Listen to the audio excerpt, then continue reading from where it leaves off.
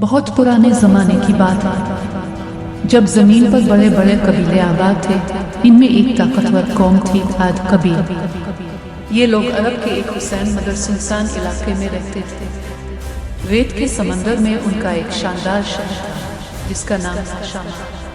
شامار کے لوگ اونچی عمارتیں بناتے، پتھروں سے مضبوط قلعے تعمیر کرتے اور اپنی طاقت پر بہت فخر کرتے تھے۔ ان کے خیال میں دنیا میں ان جیسا کوئی نہیں، لیکن رفتہ رفتہ ان کے دلوں سے اللہ کی یاد مٹ گئی۔ انہوں نے غرور کو اپنا خدا بنا لیا۔ ایک دن شہر کے بیچوں بیچ ایک عجیب و غریب روشنی ظاہر ہوئی۔ وہ روشنی ایک چھوٹے سے چراغ سے نکل رہی تھی، لیکن وہ عام چراغ نہیں تھا۔ کہا جاتا ہے کہ وہ سچائی اور ایمان کی روشنی تھی جو صرف ان لوگوں کو نظر آتی تھی۔ ان کے دل پاک اور صاف۔ کچھ نیک دل لوگ اس روشنی کو دیکھ کر گھبرا گئے۔ انہوں نے دوسروں کو بتایا کہ یہ اللہ کی نشانی ہے، مگر شامار کے مغرور سرداروں نے ہنستے ہوئے کہا، یہ صرف جادو ہے، ہم اپنی طاقت سے ہر روشنی کو بجھا سکتے ہیں۔ انہوں نے چراغ کو بجھانے کی کوشش کی، لیکن جتنا وہ قریب جاتے اتنی ہی روشنی تیز ہو جاتی۔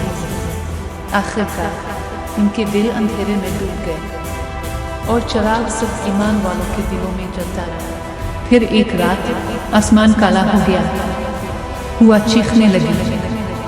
ریت کے طوفان نے پورے شہر کو لپیٹ لیا۔ گھروں کی چھتیں اڑ گئیں، پتھروں کے مینار زمین بوس ہو گئے۔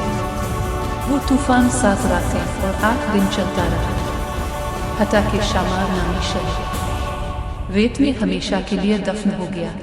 جب خاموشی چھا گئی تو صرف وہ چند لوگ زندہ بچے جنہوں نے چراغ کی روشنی کو سچ مانا۔